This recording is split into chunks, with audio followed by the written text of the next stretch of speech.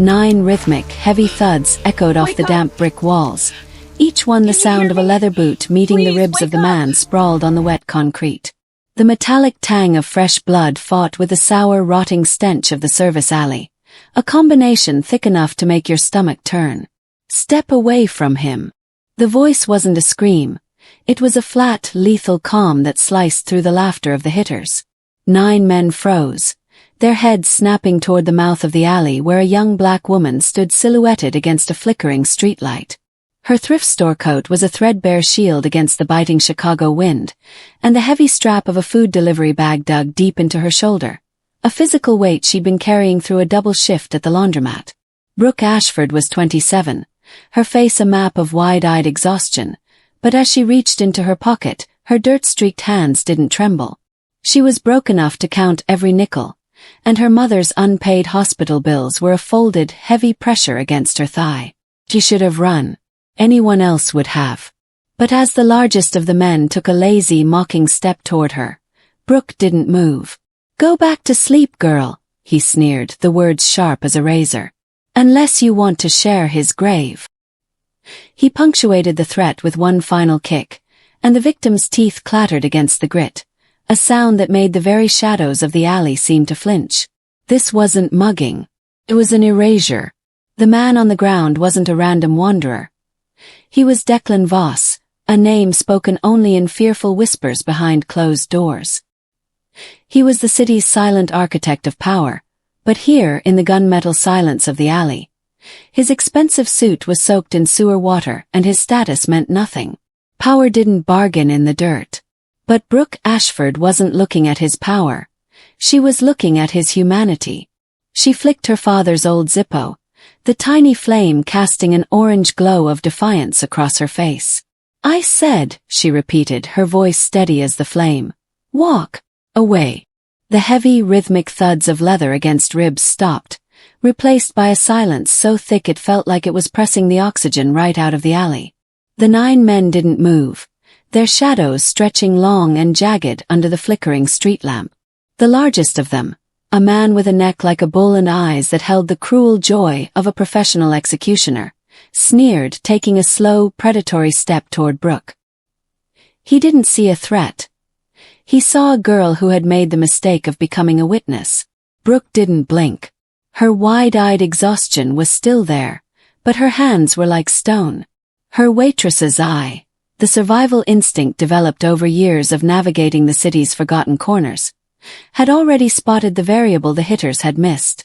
A rusted, leaking generator sat near a stack of discarded shipping crates, and a thin, iridescent ribbon of diesel fuel was snaking across the wet pavement, pooling right between her and the semicircle of men. "I'm not going to tell you again," Brooke said, her voice a low, flat thread of lethal calm. The big man laughed, a wet, guttural sound. "Or what, sweetheart? You going to hit me with your delivery bag?" He raised his heavy boot, poised to deliver the final, crushing blow to Declan Voss's temple. "Watch this." Brooke flicked the Zippo. The flare of the star was small, a tiny orange heartbeat in the gunmetal gloom, but it was enough. With a fluid, practiced motion, she didn't throw the lighter, she dropped it. The flame met the iridescent trail of fuel at her feet. Whoosh! The ignition was instantaneous. A wall of orange and blue fire roared to life, a jagged curtain of heat that sliced the alley in two. The silence of power was shattered by the sudden crackle of burning chemicals. The 9 men scrambled back, their faces illuminated by the violent glow, their expressions shifting in a heartbeat from arrogance to calculating doubt. The status collapse was complete. The predators were suddenly blinded by a light they hadn't expected. Through the shimmering heat of the fire, Brooke saw Declan Voss. He was still pressed against the grit, his chilling pale gray eyes wide with a mix of shock and a new, dangerous curiosity. He looked at the wall of fire, then up at the skinny young woman, who had just turned a service alley into a fortress. "Move," Brooke commanded, reaching through the heat to grab the collar of Declan's bloodied midnight navy suit. She didn't wait for him to agree. The primal desperation that had fueled her through double shifts and unpaid bills was now a cold engine of efficiency. She hauled him toward the heavy steel fire door of the adjacent warehouse, the only exit the hitters hadn't blocked because they'd assumed no one would be brave enough to use it. Behind them, the 9 men were shouting, the wall of fire acting as a temporary noose for their ambition. As she shoved the heavy door open and pulled the vulnerable giant into the absolute darkness of the stairwell, Brooke caught one last glimpse of Julian Varkas in the distance. He wasn't shouting. He was standing perfectly still, his flashy designer blazer caught in the flickering orange light. His eyes narrowed as he watched the ghost who had just set his world on fire. Brooke slammed the door shut, the sound echoing like a gunshot, sealing them in the slow burn tension of the dark. The alleyway ignition was over, but the war for her invisibility had only just begun. The fire door slammed shut with a finality that felt like a tombstone dropping into place. Inside, the stairwell was a vertical tunnel of absolute, suffocating darkness, smelling of stale concrete and cold iron.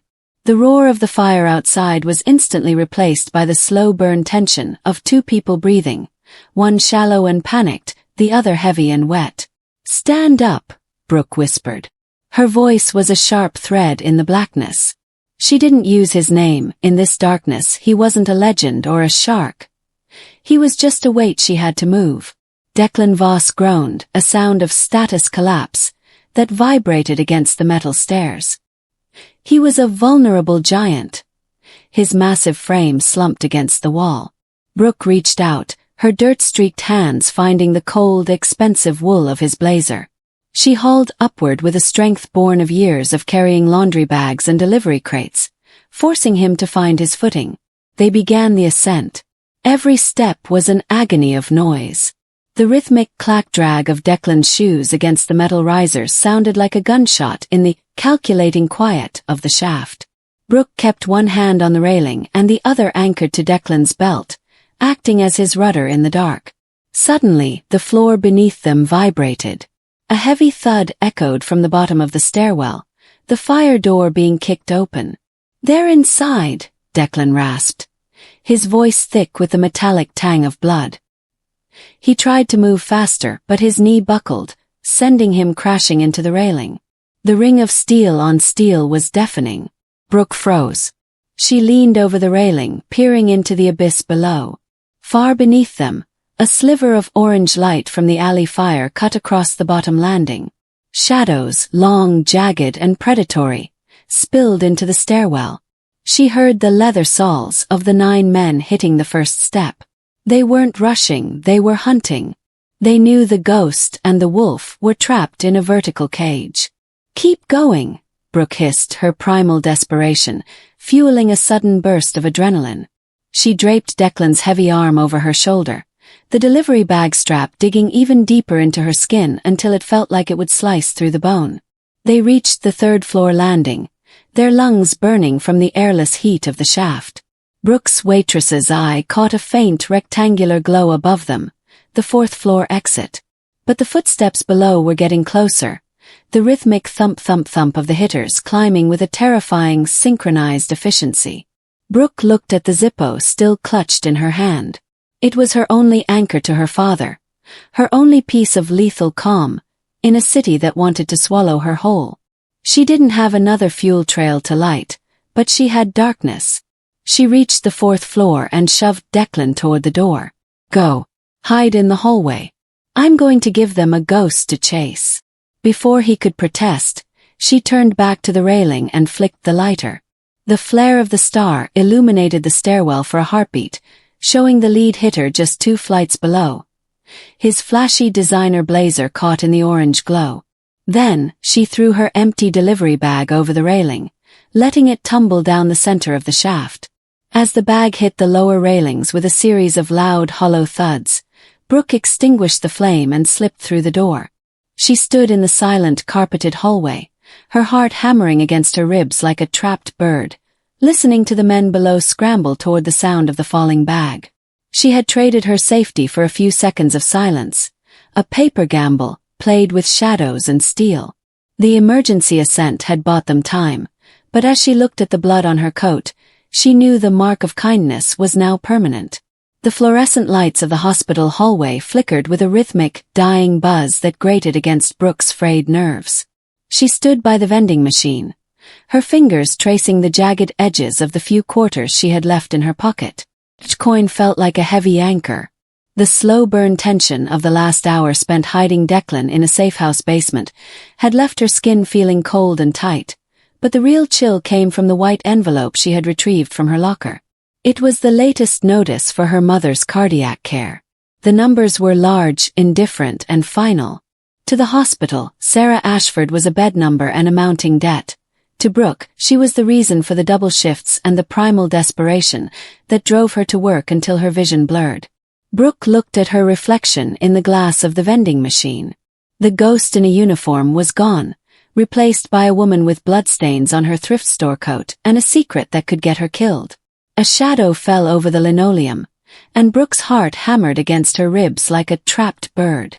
She didn't look up, but she felt the shift in the air, the calculating quiet that usually preceded a storm.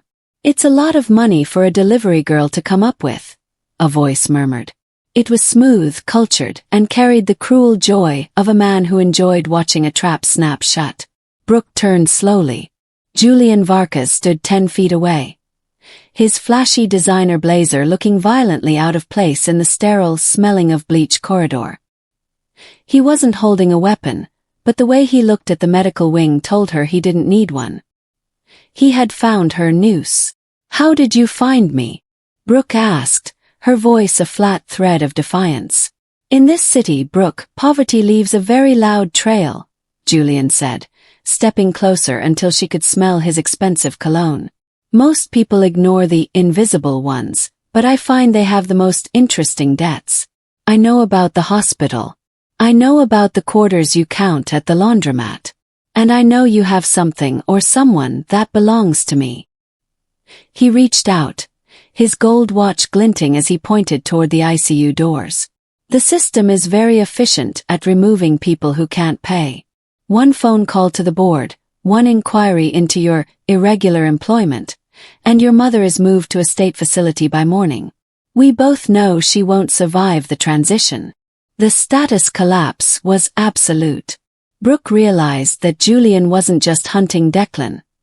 He was auditing her life. He had identified the variable that could make her break. The Zippo lighter was a memory, but her mother was her pulse. "What do you want?" she whispered, the lethal calm she had used in the alley beginning to crack. "The location of the wolf," Julian replied, his eyes narrowing with a predatory focus. "Give me Declan Voss, and these bills disappear. You can go back to being a ghost, Brooke. You can be the girl who counts quarters and stays safe." Brooke looked back at the vending machine, her reflection staring back at her, a woman caught in the shades of gray. If she betrayed Declan, she saved her mother but lost her soul. If she stayed silent, the noose Julian was holding would finally tighten. She felt the weight of the city on her shoulders, heavier than any delivery bag, as she realized that her act of kindness had a price she couldn't afford, and Julian Varkas was the one coming to collect. The basement of the safe house was a cavern of shades of gray, smelling of damp stone and the sharp, clinical sting of the antiseptic Brooke had scavenged. Declan Voss lay on a cot beneath a single flickering bulb, his immovable grace shattered into 1,000 jagged pieces. When his eyes finally opened, chilling pale gray like a winter sky, they didn't hold the confusion of a victim. They held the cold, immediate clarity of a predator.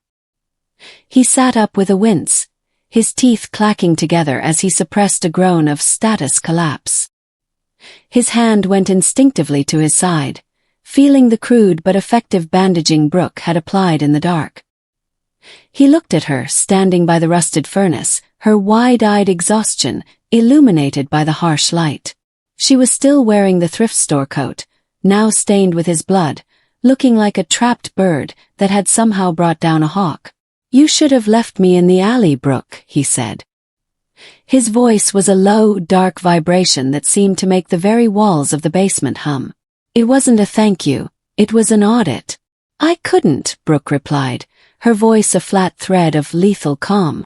She was leaning against a concrete pillar, the delivery bag strap still leaving a red welt across her shoulder. If I turned away, I would have died in that alley too. Just a different kind of death. Declan stood, moving with the lethal grace of a landslide, despite his broken ribs. He walked toward her until he was close enough that she could smell the metallic tang of his blood and the cold iron of his presence. He reached out, his hand hovering near her face before he tucked a stray lock of hair behind her ear. His touch was cold, a seal on a debt she hadn't realized she was accruing. "You don't understand the geography of this city yet," he murmured, his gaze locking onto hers with a terrifying intensity. "In the Vigneto Club in the glass house, even in the dirt of that alley, there are no accidental witnesses. By pulling me out of the fire, you didn't just save a life. You took a side." He walked to the small high window that showed only the feet of people passing on the street above. "Julian Varkas doesn't leave loose threads. He's already auditing your life. He knows about the laundromat. He knows about the quarters you count. And he knows that the wolf is still breathing because of a girl he didn't bother to look at." The primal desperation Brooke had been suppressing for years suddenly flared. "I just wanted to help. I didn't want to be part of your war." "It's too late for want, Brooke," Declan said, turning back to her with an expression of absolute finality. "You've been marked. To Varkas, you are the variable that broke his perfect execution. To my enemies, you are the leverage they've been looking for. You saved the shark, and now the rest of the sea is coming for you." He reached into the pocket of his ruined blazer and pulled out a heavy black burner phone, sliding it across the wooden table toward her. "The noose around your neck isn't just velvet anymore. And steel. Keep that phone on you. When it rings, you move. No questions. No hesitation." Brooke looked at the phone, then back at the man who had turned her velvet cage into a battlefield. She realized then that Declan Voss wasn't offering her a choice. He was explaining the terms of her survival. She had saved his life, and in return, he had handed her his world, a place where kindness was a mark, and safety was a ghost that had finally vanished. She picked up the phone, her dirt-streaked hand steady, accepting the predator's debt as the only currency she had left. The blue and red strobes of the police cruisers bounced off the wet brick walls of the precinct, turning the falling rain into a rhythmic, jagged pulse. Inside, the calculating quiet of the interview room was suffocating, smelling of floor wax and stale coffee. Brooke sat on a hard plastic chair, her wide-eyed exhaustion mirrored in the one-way glass. She felt the primal claustrophobia of the station closing in, a cage far colder than the service alley where this nightmare had begun. Across from her, a detective with eyes like dull marbles laid a plastic evidence bag on the metal table. Inside was the Zippo. The old metal looked dull under the harsh fluorescent lights, the scratches on its surface a map of her father's life, the thumb wear from his years at the steel mill, the dent from when he dropped it the day she was born. It was her lethal calm, her only anchor to a world that made sense. "We found traces of accelerant on this, Brooke," the detective said, his voice a flat, indifferent drone. "Matches the fuel trail in the alley. You told us you were just making a delivery. You didn't mention anything about a fire." Brooke looked at the lighter, her heart hammering against her ribs like a trapped bird. She couldn't tell them the truth, that the fire was a tactical choice to save the shark of Chicago. To admit that was to sign her own death warrant. "It was my father's," she whispered, her voice a thin thread in the sterile room. "I use it for the stove at the boarding house. I must have dropped it when I saw the men." "It's evidence now," the detective countered, sliding the bag toward his side of the table. "Assault with a deadly incendiary. Attempted interference in a high-level execution. The DA is going to want to know why a delivery girl is carrying a professional's tool." The status collapse hit her with the force of a physical blow. By taking the lighter, they weren't just taking an object. They were taking her protection. Without that small flame, she was just a ghost stripped of her shroud. She watched the detective's hand close around the bag, the plastic crinkling, a sound that seemed to echo the fracturing of her last bit of safety. "I need it back," she said, her voice rising with a primal desperation she couldn't hide. "Please. It's the only thing I have left of him." The detective stood up, the chair scraping against the linoleum like a leather sole on bone. "In this city, Brooke, you don't get things back. You just lose them in pieces." He walked toward the door, his shadow stretching across the table until it covered the spot where the Zippo had been. As the heavy door clicked shut, Brooke was left in the shades of gray of the interrogation room. The noose had tightened. She had saved Declan Voss, and the price was the only piece of her father she had left. She looked at her empty palm, the phantom weight of the lighter still there, realizing that the mark of kindness had finally cost her her past. She was no longer a ghost with a memory. She was a witness with nothing left to lose. The walls of the boarding house were thin enough to breathe through, a patchwork of peeling floral wallpaper and the damp scent of boiled cabbage. Brooke sat on the edge of her narrow cot, the springs groaning under even her slight weight. The room was a shades of gray box, illuminated only by the rhythmic sickly yellow sweep of a street lamp from the wet Chicago pavement below. In her hand, the black burner phone Declan had given her sat heavy and silent, but it was her own cracked smartphone that held the true terror. Started at midnight. A vibration against the nightstand. Not a ring but a low, persistent hum. When she picked it up, there was no caller ID, only a blank space where a name should be. She pressed it to her ear, her heart hammering against her ribs like a trapped bird. On the other end there was no voice, no breathing, only the calculating quiet of a line that was wide open. It was the sound of a predator listening to its prey breathe. She hung up, her fingers trembling. 5 minutes later it happened again.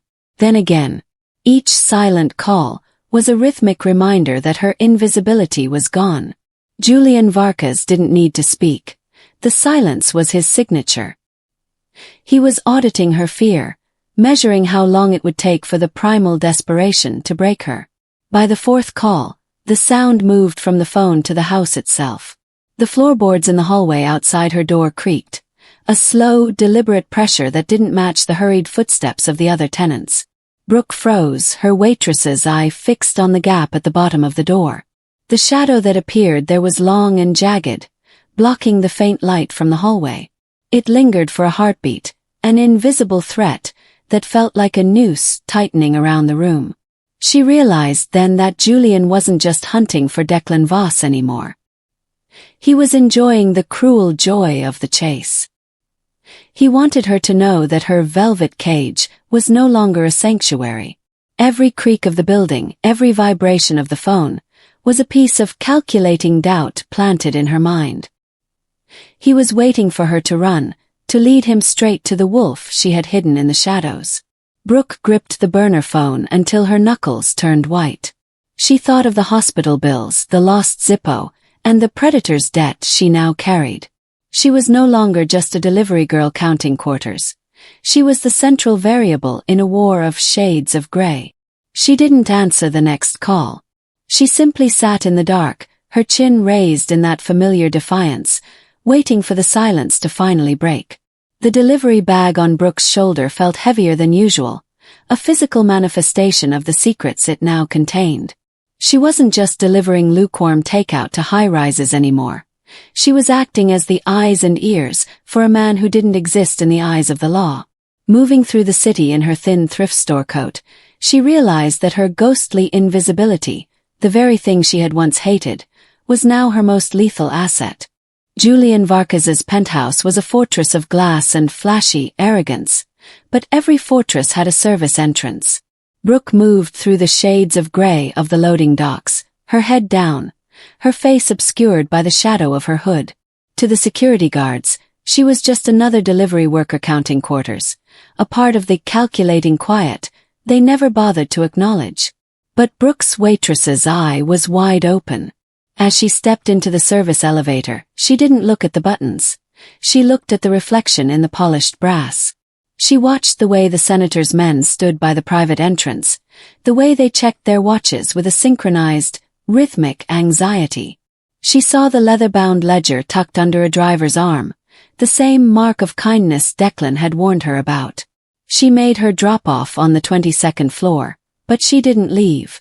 Instead, she slipped into the emergency stairwell, her heart hammering against her ribs like a trapped bird. She pulled out the burner phone Declan had given her, her fingers steady as she typed out the details. 3 cars. Black SUVs. Engine running. Varkas is moving tonight. The slow burn tension of the building was palpable. From her vantage point behind the heavy steel door, she saw Julian Varkas emerge. He looked composed, his designer blazer catching the sterile light, but his eyes were darting with calculating doubt. He was a man who knew the wolf was still breathing, and the uncertainty was beginning to rot his confidence from the inside out. Brooke watched him hand a small white linen napkin to his lead hitter, the same man from the alley. It was a paper gamble being played in reverse. She realized then that Julian wasn't just running. He was setting a new trap. He was moving toward the glass house, the unsafe area, where the final signatures of the conspiracy were meant to be written in blood. She retreated back down the stairs, her breathing shallow, her primal desperation replaced by a cold, tactical focus. She had seen the shadow behind the curtain, and now she had the thread that would pull it down. As she stepped back out into the biting Chicago wind, Brooke felt the weight of the city shift. She was no longer just a bystander watching the dust on the floor. She was the one directing the storm. She signaled Declan, her message short and cold. The shark is swimming. Have the location. The shadow in the curtain had been exposed, and for the first time, Brooke wasn't afraid of the dark. The black burner phone in Brooke's pocket didn't ring. It hummed with a low, mechanical vibration that felt like a localized earthquake against her thigh. She was standing in the cramped, communal kitchen of the boarding house, staring at a pot of water that wouldn't boil, when she pressed the device to her ear. There was no greeting, only the cold, rhythmic cadence of Declan Voss's voice. 2 minutes, Brooke, he said. The words were flat, stripped of empathy, sounding like a countdown to an explosion. The perimeter is breached. Varkas's cleanup crew is in the stairwell. If you aren't on the street in 120 seconds, you're just another ghost in the wallpaper. The primal desperation, that had been a dull ache for days, suddenly sharpened into a jagged blade of panic. Brooke didn't ask questions. She didn't look back at the half-empty box of cereal or the tea bag soaking in the mug. She turned and ran toward her room, her leather soles slapping against the warped floorboards with a sound that seemed loud enough to alert the entire city. Inside her room, the shades of gray box felt like it was shrinking. She grabbed her threadbare thrift store coat and the food delivery bag, the only shield she had ever known. She looked at the small photo of her father on the nightstand, the space beside it still empty where the Zippo used to be. There was no time to pack a life. She was shedding her skin in real time, leaving behind the girl who counted quarters and ironed her uniform to a lethal edge. She stepped into the hallway and the air changed. The calculating quiet of the boarding house had been replaced by a heavy metallic tension. From the floor below, she heard it, the rhythmic, synchronized tread of heavy boots. It wasn't the landlord or the neighbors. It was a hit. 1 minute left. Brooke bypassed the main elevator, her waitress's eye already calculating the geometry of the building. She dove into the back service stairs, the same narrow concrete tunnel where she had spent years dodging the building's manager. She descended with a frantic, controlled speed, her heart hammering against her ribs like a trapped bird. Every time she rounded a landing, she expected to see the flashy designer blazer of a Varkas assassin or the cold barrel of a suppressed weapon. She reached the ground floor, her lungs burning, the noose of her old life tightening with every passing second. The service door was heavy, rusted shut by decades of neglect.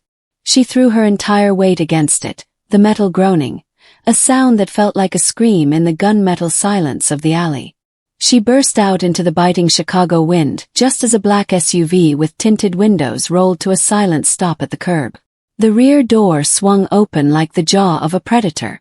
"Time's up," Declan's voice came from the shadows of the interior. Brooke didn't look back at the boarding house, where the lights in her third-floor window were being extinguished by men who didn't exist.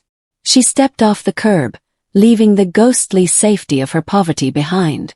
As she climbed into the car and the door clicked shut with an absolute finality, Brooke realized she hadn't just escaped a hit. She had completed the 2-minute descent into a world where invisibility was no longer an option. Her old life was a shadow on the brick wall, and the wolf was already driving her toward the dawn. The black sedan moved through the rain-slicked streets of Chicago with the predatory smoothness of a ghost, the city lights streaking across the tinted glass like neon scars. Inside, the calculating quiet was absolute, a stark contrast to the chaotic sirens fading into the distance behind them. Brooke sat in the deep leather seat, her wide-eyed exhaustion finally settling into a cold, heavy stillness. She looked down at her hands. They were still dirt-streaked, still the hands of a woman who counted quarters, but they no longer trembled. Declan Voss sat beside her, his immovable grace returning as the car's climate control began to dry the blood on his midnight navy suit. He didn't look at her. He stared straight ahead, watching the city he owned pass by in the shades of gray of the late-night mist. The power dynamic in the car had shifted. There was no noose of poverty here, only the iron grip of a shared secret. "Varkas will spend the night sanitizing his offices," Declan said, his voice a low, dark vibration that filled the cabin. "He thinks he can erase the trail. He thinks the ghost who saw him in the alley is just another witness to be intimidated."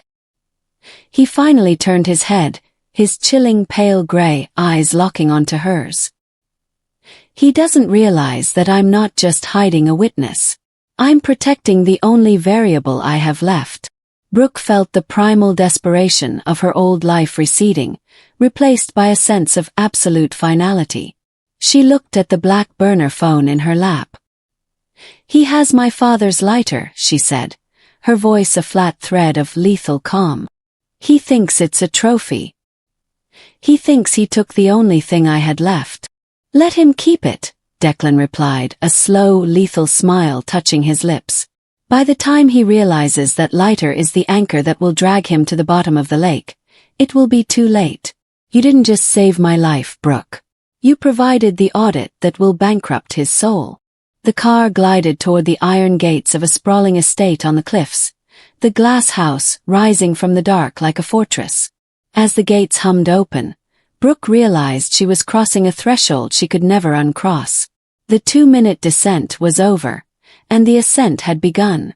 She was no longer a nobody dodging shadows in a boarding house. She was the sovereign of silence, the one person in the city who could see the dust on the floor before the wolves arrived. Declan reached out, his hand momentarily resting on hers, not to restrain but to acknowledge the predator's debt. "Tomorrow, the hospital bills are gone. The laundromat is a memory. But the city is still full of men who prefer the dark. Then we'll keep the lights off," Brooke said, her chin rising in that familiar, fierce defiance. She stepped out of the car and into the rain, the midnight silk of her future waiting somewhere inside the fortress. She didn't look back at the flickering lights of the city she had once feared. The mark of kindness had been a blood-stained path, but it had led her to the only place she was truly safe, at the side of the wolf. The ghost had finally found her voice, and the silence of the city was now hers to command.